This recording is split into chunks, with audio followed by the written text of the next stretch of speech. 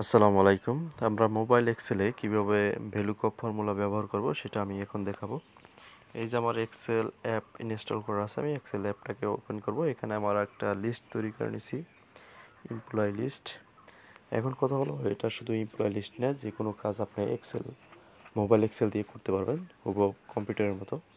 তো আমি এখানে দেখাচ্ছি, এর আগে আমি একটা ভিডিওতে দেখাইছিলাম কীভাবে সাম ফাংশন করবে দিয়ে কাজ করবেন মোবাইল এক্সেলে। এবার আমি দেখাবো VLOOKUP এক শিট থেকে অন্য শিটে কীভাবে VLOOKUP করবেন। এখানে যদি আমি ক্লিক করি, এই যে ফোল্ডারের মতো এখানে দেখা যাচ্ছে আমার দুইটা ট্যাব আছে, একটা হচ্ছে শিট 1 আর একটা হচ্ছে ডাটা সার্চ। শিট 1 আসছে আমার মূল ডাটা, আর ডাটা সার্চে আমি এখানে লুকআপ করে নিয়ে আসবো আইডি দিয়ে আমার এমপ্লয়ার নেম এবং স্যালারি। এখানে যত বড় ডাটা হোক সব ডাটা নিয়েই কাজ করা যায়। তো এখানে আমি কী করবো, এমপ্লয়ার নেমটাকে VLOOKUP করে নিয়ে আসবো। তো আমি এখানে সর্বপ্রথম কি করব, ইকুয়াল সাইন দেব। ইকুয়াল সাইন দিলাম, এরপরে কি করব, আমি এখানে VLOOKUP লাগবে। VL লেখার সাথে সাথে আমার উপরে কিন্তু এই যে VLOOKUPটা ফাংশনে চলে আসছে, সাজেস্টে চলে আসছে। তো আমি এখান থেকে VLOOKUP-এ ক্লিক করে দিলাম।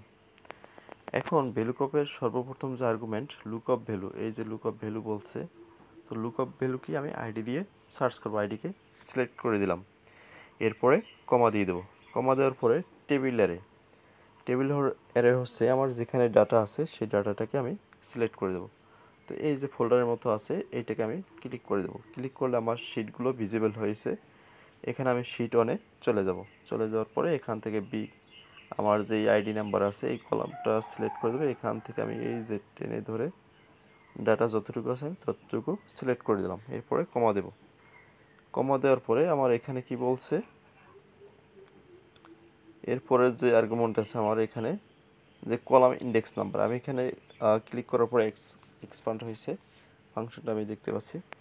এখানে কলাম ইন্ডেক্স নাম্বার বলছে, আমার যে ডাটা আছে এখানে এই যে আইডি নাম্বার হচ্ছে 1 নাম্বার আর এমপ্লয়ি নেম 2 নাম্বার কলামে আছে। তো কলাম ইন্ডেক্স নাম্বার হচ্ছে 2।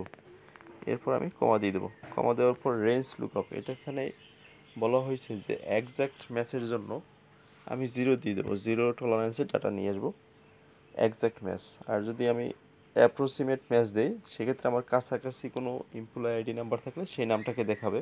তো সেক্ষেত্রে প্রবলেম হবে, আমি হুবহু ডাটাটাকে দেখতে চাই, এই জন্য 0 দিয়ে দিলাম। এখন আমি এখানে এই যে চেক মার্ক করে দিলাম সবুজ কালারে, এখানে আমি ক্লিক করে দেবো, এন্টার করে দিলাম। এই যে দেখুন আমার এমপ্লয়ি নেম চলে আসছে। এখানে যদি আমি আইডি নাম্বার চেঞ্জ করি আমার এমপ্লয়ি নেমও চেঞ্জ হবে। আমি এখানে 003 ছিল, আমি 4 করে দিলাম। এই দেখুন নুসরাত জাহান। এখন আমি যদি স্যালারিটাকেও ঠিক সেমভাবে এখানে নিয়ে আসতে চাই, এখানে কি করব, আবারও VLOOKUP লিখব, ইকুয়াল সাইন, এরপরে VL লেখার পরে VLOOKUP সিলেক্ট করে দিলাম।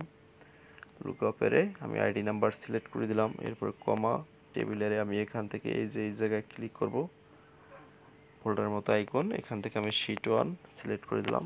এখান থেকে আমি ডাটা সিলেক্ট করব, আইডি থেকে 4 নাম্বার পর্যন্ত সিলেক্ট করে দিলাম। এরপরে কমা, কমা দেওয়ার পরে এখান থেকে আমাদের কত নাম্বার কলামে আছে স্যালারি, 3 নাম্বার কলামে আমি কলাম নাম্বার 3 দিয়ে দিলাম। এরপরে কমা দিয়ে দেবো।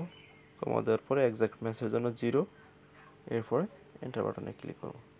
দেখুন আমার স্যালারি চলে আসছে। তো আমি এখানে আইডি নাম্বার দিয়ে এমপ্লয়ি ডাটা সার্চের জন্য একটা সার্চ ট্যাব তৈরি করছি। এখানে আমি যদি এমপ্লয়ি আইডি চেঞ্জ করি, দেখুন আমার এখানে ডাটাও চেঞ্জ হবে। আমি যদি 005 দিই, এই দেখুন সোহাগ মিয়া, স্যালারি 26,000। আশা করি বুঝতে পারছেন। ধন্যবাদ, ভালো লাগলে শেয়ার করে দেবেন। আসসালামু আলাইকুম।